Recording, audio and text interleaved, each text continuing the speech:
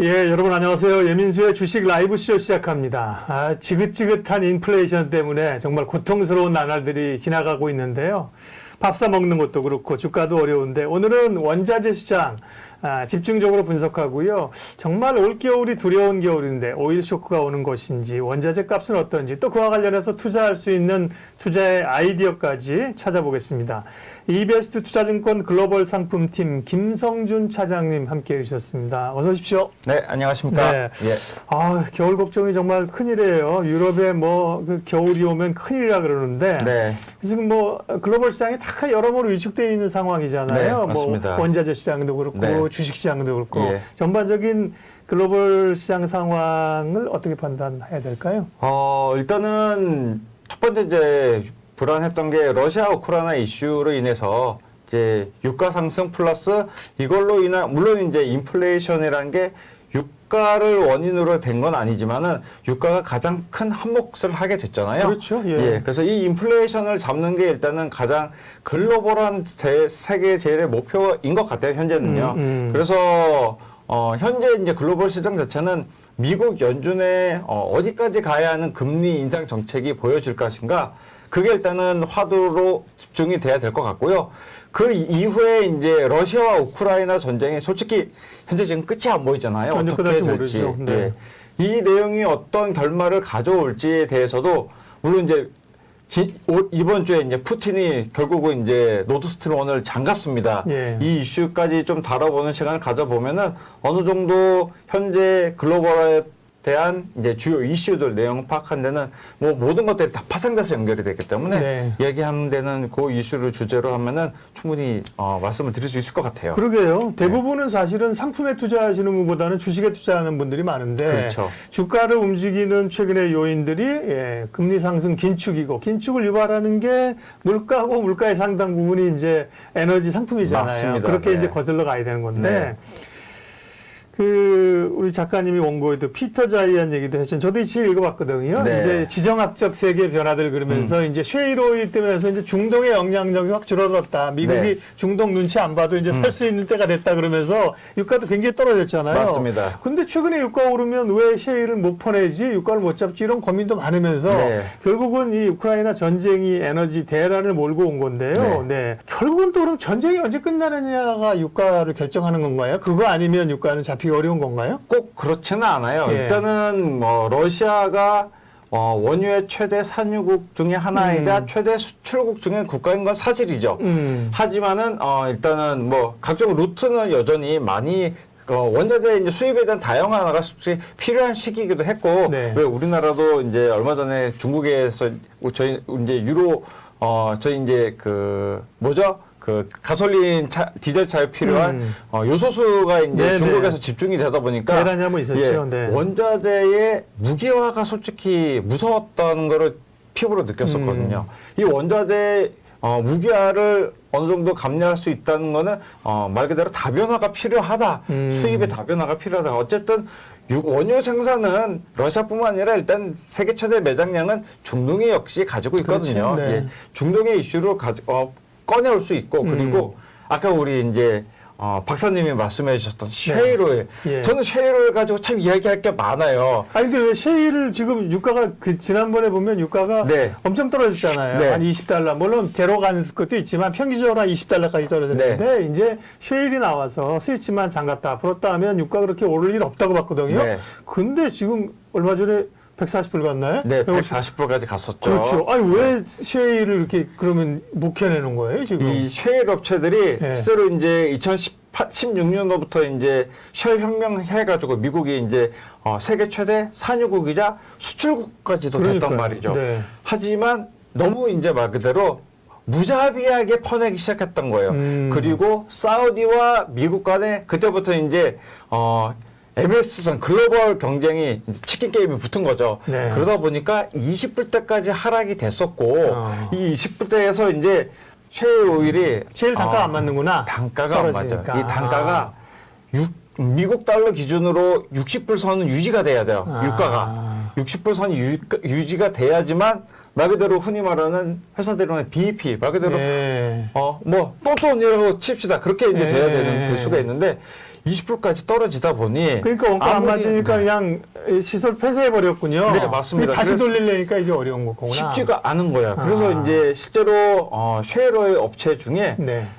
3분의 2 가까운 회사들이 도산해 버렸어요. 네. 그리고 코로나 기간 동안 더 이제 먹고 살기가 힘들어진 거거든요. 네. 그래서 근데 이제 이번에 러시아 우크라이나 사태가 일어나면서 유가가 100불, 120 쉐일이 없는 가운데 이제 그렇게 이제 폭등이 네, 네. 돼버린 거거든요. 그랬더니 쉐일 업체들이 최근에 이제 10년 동안 벌어들였던 돈보다 지금 6개월 동안 벌어들인 돈이 더 많아요. 현금 자체로. 최근에 그러니까 유가 가스값 오르면서 그죠? 네, 셰일 가스가 맞습니다. 올랐다. 그러니까 살아남은 자들 축제를 벌리고 있는 거네. 맞습니다. 그죠? 그러니까 캐시 잔치를 벌리고 있는데 네.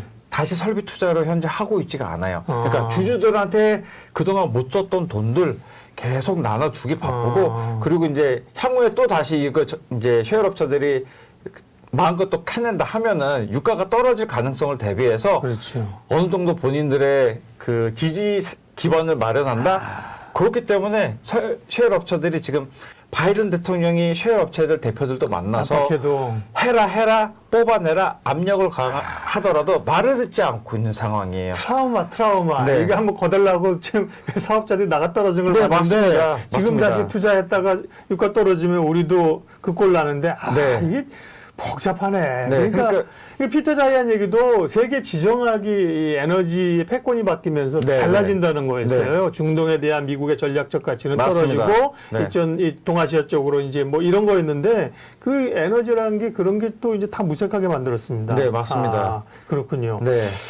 그러면 근데 이제 그 이해가 좀 됩니다. 그러니까 이 석유 원유는 러시아가 상당한 산유국유 수출국이지만 러시아가 원유를 뭐 사우디만큼 이렇게 독점적으로 하고 있지는 않고 주요한 업체들 산유국 가운데 하나라는 네, 거죠. 맞습니다. 단 가스는 유럽에 지금 가스를 대주고 있는 메인 사업자이기 때문에 네. 그다음에 유럽이 지금 지나면 왜 그렇게까지 했을까 싶을 정도로 너무 러시아에 의지를 하고 있기 때문에 네. 이 가스관을 잠갔다 열었다 하니까 지금 유럽이 속된 표현으로 미칠 지경인데요. 네, 맞아요. 그 유럽은 어떻게 대응하고 있는 거예요, 지금? 유로존 자체가 러시아에 이제 우리 박사님 말씀대로 네. 약 40% 정도의 천연가스를 유지를 하고 있습니다. 네. 그러니까 실제로 이 천연가스라는 게 파이프라인 통해서 이제 받는 게 가장 수월했기 때문에 러시아에서 이제 유로존까지 이어지는 이 파이프라인에 솔직히 본인들도 모르게 이제 편한 쪽으로 이루어진 거예요. 가격도 대비해서. 그렇죠. 왜냐면은 이제 뭐 시로 중동이나 나르는 것보다 네. 가스관으로 오는 게 좋겠죠. 근데 이제 뭐 LNG 선 통해서 갖고 오는 것보다 말 그대로 파이프라인 통해서 직접적으로 다 받을 수 그렇죠. 있기 때문에 그게 훨씬 수월했던 거거든요. 그러니까 러시아가 이렇게 정말 글로벌하게 문제를 일으킬 거라고는 많이들 그렇죠. 좀 이제 그 이전에 유럽의 자체가 이제 독일이나 이제 세계 대전 이후로 이제 전쟁에 대한 대비는 어느 정도 하고는 있다 하지만은 러시아 쪽에서 이렇게 있을 거라고 생각을 좀 많이 못했던 것 같아요. 그러니까요. 그래서 여기서 이제 그 천연가스, 그러니까 유로존이 천연가스가 또 이슈인 게 유로존은 제일 먼저 탈탄소 정책을 펼친 주요 국가들 모임이잖아요. 네. 그리고 ESG를 가장 이제 첫 번째로 내세웠던 국가들 중에서도 하나였고 그러다 보니까 원유 시장 그리고 석탄 이런 거 안 석탄도 썼고 네, 탈탄소를 제외하고 원전도 프랑스 말고는 잘 안 했고 맞습니다. 그러다 보니까 이제 보였던 게 말 그대로 깨끗한 천연가스 아니면 수소 이쪽에 이제 가장 많이 발달했던 나라인데 네, 말 그대로 이제 이 그 각 유럽 주요국들이 러시아를 통해서 이제 매년 겨울에 난방을 위한 재고로 이제 비축을 합니다. 네. 근데 이 비축을 가장 많이 하는 시기가 이제 여름이거든요. 근데 이 여름 동안 이제 러시아가 자꾸 이 밸브 라인을 닫았다 열었다 그리고 9월 2일 기준으로 러시아 푸틴이 더 이상 이제 공급 노드스트림 1을 잠그겠다라고 했죠. 대놓고 이제 네, 대놓고. 그전에는 수리한다 그래놓고선 잠그고 네. 그랬거든요. 그게 모든 네. 누가 봐도 그건 정치적 이슈로 그러니까요. 판단으로 해서 이야기했을 게 뻔하지만은 네. 뭐 그렇게 얘기한다니까 네, 네. 물론 또 당연히 그 유지 보수도 필요합니다. 근데 원래 유지 보수 기간이 매년 이제 3월 달에서 4월 달에 모든 게 이제 정유 시설이나 천연가스 시설들을 그때 이제 정비를 하는데 주요 소비가 끝나고 나서 봄 될 때 그때 하는 건데 뜬금없이 지금 와가지고 항상 많이 받아서 비축할 타이밍에 유지 보수를 한다 그랬거든요. 그러니까요. 그러다가 이제 폭탄을 터뜨리게 된 거죠. 그러니까 말 그대로 서방의 제재로 인해서 뭐 가격 러시아 천연가스 가격 상한제, 원유 가격 상한제 그리고 이제 금수 조치까지 이유가 이제 발표하자마자 그냥 대놓고 그죠? 네. 그러면서 이제 유럽이 긴장을 할 수밖에 없던 거죠. 이게 그 비축을 하더라도 유럽은 3개월이 거의 최대 기간인 거예요. 그러니까 10월 기준부터 해서 1월 달까지가 거의 최대 기준인데 2월 달부터는 다시 날씨 풀린다고 가정을 했을 때 그래도 지금 꽤 채워놨다면서요. 네, 대부분 국가들은 그래도 평균적으로 80% 이상, 독일 같은 경우는 90% 이상 이제 비축을 했다 하고요. 이게 이제 그 유럽의 그 천연가스 가격 흐름을 보면은 이제 아이스 거래소에서 이제 거래되는 상품을 대표적으로 얘기할 수가 있는데 아이스라는 게 인터컨티넨탈 거래소라고 해서 영국에서 기반을 둔 커머디티 그러니까 상품으로 거래하는 주요 거래소입니다. 네, CME처럼. 실제로 그 거래소 크기는 아이스 거래소가 CME 거래소보다 실제로 크기는 더 커요. 자기 자본금 자체는. 근데 세계적으로 거래 상품이 많이 통용되는 거래소는 우리가 많이 아는 CME 거래소, 뭐 나스닥이나 S&P를 거래할 수 있는 CME 거래소인데 여기서 거래되는 이제 천연가스가 최근에 8월 말부터 갑자기 한 20%가 급락을 했어요. 이 이유가 뭐냐면은 일단은 비축 이제 퍼센테이지가 발표가 됐고 연간 채웠다. 그리고 대체로 이제 들어온 게 러시아 대체로 이제 들어온 루트가 밝혀졌거든요. 미국 LNG를 통해서 많이 들어왔다 하더라고요. 배로 싣고 많이 왔구나. 굉장히 빨리빨리 움직이게 대처를 한 거죠. 대통령이 그때 유럽에도 갔잖아요. 가면서 니네 힘들지? 그러니까 왔었어? 그런 거잖아요. 맞습니다. 또 그것 때문에 이제 뭐 프랑스 대통령도 만나고 이제 독일 총리도 만나고 했던 건데 일단은 그것 때문에 이제 가격은 빠졌지만은 여전히 수급 자체의 많은 포지션은 러시아를 통해서 들어오기 때문에 이게 그 유럽 자체가 난방용 이외에도 전기 공급이나 전기 발전 시설이나 이런 그 제조업 발전 시설, 제조업 산업 시설 기반도 천연가스를 기반으로 많이 돼 있지 원유로 이제 기름 모터를 돌린다거나 그러지가 않아요. 그렇다 보니까 이제 이런 데서 오히려 이제 사용 할당제가 오히려 붙었거든요. 현재는. 그러니까 이 산업 기반이 이제 말 그대로 이제 좀 더 으쌰으쌰하고 산업 기반으로 좀 더 진행을 하려고 하는데 시간을 오히려 정해주고 이 시간 이후에는 공장을 돌릴 수 없어. 그러면 이런 시기가 나오기 때문에 굉장히 오히려 경기가 위축될 수가 있고 안 그래도 인플레이션 발생 때문에 유로존도 9%가 넘는 인플레이션 발생이 됐는데 이거에 대해서 이제 뭔가 여기에서 탈피를 하기 위해서는 뭔가 이제 산업적으로 긍정적인 이슈들이 나와야 되는데 이런 것들이 오히려 설상가상으로 막히게 된다는 거죠. 이베스 투자증권의 김성준 차장님 뵙고 있는데요. 저도 저희 잠깐 증권TV에서 처음 뵀는데 제이킴.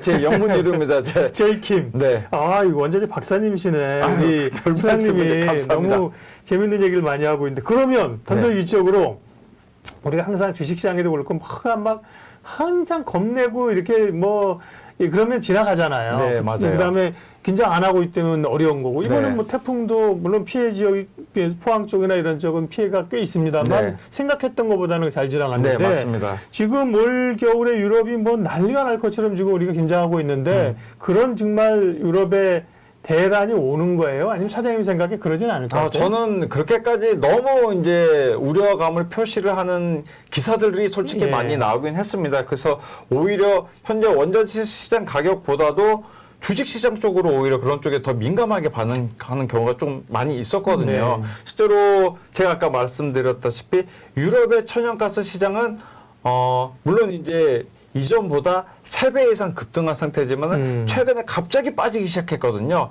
그리고 푸틴의 노드스트림 원이 잠근다고 했음에도 불구하고 크게 급등을 안 했어요. 그 이유가 어찌됐든 수입을 하는 대체 국가들이 확실히 늘어났다. 그리고 현재 이제 천연가스만 돌리던 모든 산업 기반 시설을 원유나 아니면 원전까지도 지금 이제 대체를 하고 있다. 네, 말 그대로 이제 원전의 폐쇄를 조금 더 이제 나중에 한다고 이제 많이 발표들 프랑스나 독일에서도 발표를 하기 때문에 네. 요거에 대한 이제 안심을 하기 시작했다. 시장 자체에서는 상품 시장에서는 안심을 하기 시작했는데 주식 시장 쪽으로 조금 더 이제 민감하게 반응을 하고 그리고 이제 푸틴이 이제 그렇게 얘기를 하다 보니까 뭔가 정치적인 이슈가 조금 더 포함이 되지 않았나. 이 시장에 조금 더 그렇게 녹아들지 않았나. 그래서 오히려 겨울이 가까워지면 가까워질수록 가격은 제가 보는 안정화가 될 가능성도 굉장히 높습니다. 그러게요. 네.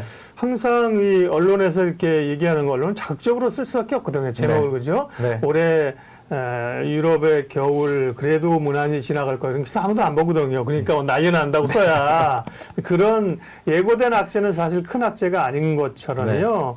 다행히 그래도 차장님 말씀 들으니까 걱정을 그렇게까지는 안 해도 되겠는데 네. 다만 또 이제 불안하고 변동성이 있는 건 사실이고요. 네, 그럼요. 그럼 투자자 입장에서 이런 유가나 가스 가격 상승을 어떻게 보면서 대응을 해야 될까? 저도 항상 고민인데요. 네. 유가도 뭐 전망도 뒤에 하겠지만 유가 레벨은 낮아졌지만 사실은 또 굉장히 오를 것이라고 보고 네. 그렇다고 정유주를 투자해 하자니까 정유주도 좀 그렇고 대부분 네. 기업 실적들에게는 부담이 되는 거고 맞습니다. 환율이 오르고 네. 그러니까 유가 상승은 어떻게 대응해야 돼요 투자자들? 유가에 대한 지금 제가 감히 정유주에 지금 투자를 하세요라고는 되게 애매하게 좀 어렵습니다. 솔직히. 그러니까 이 현재 원유 가격이 90불 밑으로는 떨어졌어요. 그렇죠. 그러니까 그리고 유가가 90불, 80불, 70불 같은 가능성이 있어도 그 이하는 솔직히 현재 쉽지가 않은 상황이거든요. 7자만 가져도요 앞에가 네. 지금. 근데 8자에서 9자로 넘어갈 수 있는 가장 중요한 요인은 러시아가 아니라 오펙이에요. 오펙. 그러니까. 바이든이 사우디에 전격적으로 그렇게 욕을 먹어가면서도 그러게요. 사우디를 방문을 했습니다. 굴욕을 하고 방문했는데 네. 그래서 증산은 못 해줄 만좀 감산한다고 지금 그러고 일단은 있으니. 8월 달에는 사우디가 자 그래 그럼 10만 배럴 증산을 할게. 하지만 이번 8월 달 오펙 회의에서 오히려 감산을 10만 배럴 감산을 하겠다. 그리고 앞으로의 그 원유 가격에 대해서 모니터링을 하겠다라고 이야기했거든요. 결국은 현재 가격을 본인들을 유지를 하고 싶어 하는 거예요. 물론, 오펙의 대장인 사우디와 또 이제 오펙 플러스, 논외 오펙의 러시아의 푸틴과의 이제 그 이야기가 잘 통한 면도 없지 않아 있을 겁니다. 하지만은, 사우디도 저유가 시대에는 굉장히 힘들었어요. 사우디는 모든 공공시설 기반에 대한 뭐 전기세, 수도세 이런 것들 모든 게 다 그 시민들의 공짜였는데 유가가 이렇게 떨어지면서 국가 이제 자금이 이제 많이 바닥이 나다 보니까 실제로 이제 뭐 전기세도 받기 시작하고 그랬단 말이죠. 그랬더니 이제 국가 보유고가 많이 줄었기 때문에 요걸 다시 채워넣고 싶은 마음이 솔직히 강한 겁니다.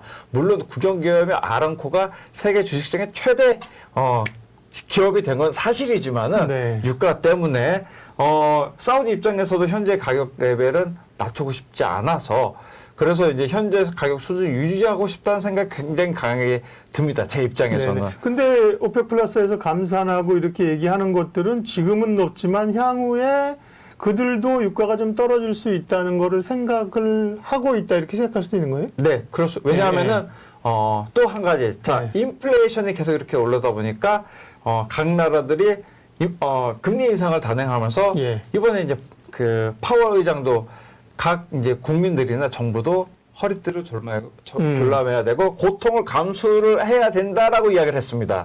말 그대로 경기 침체가 될지언정 금리를 무조건 잡는다라는 생각이 굉장히 강한 것 같아요. 그래서 이 경기 침체로 인한 이제 수요 하락에 대한 이제 부담감을 사우디 입장에서는 생각을 안 할 수가 없었을 거예요. 거기다가 실제로 이제 중국은 여전히 제로 코로나를 외치고 있죠. 유일하게 전 세계 유일무이하게 실제로 제로 코로나 솔직히 말이 안 되잖아요, 박사님.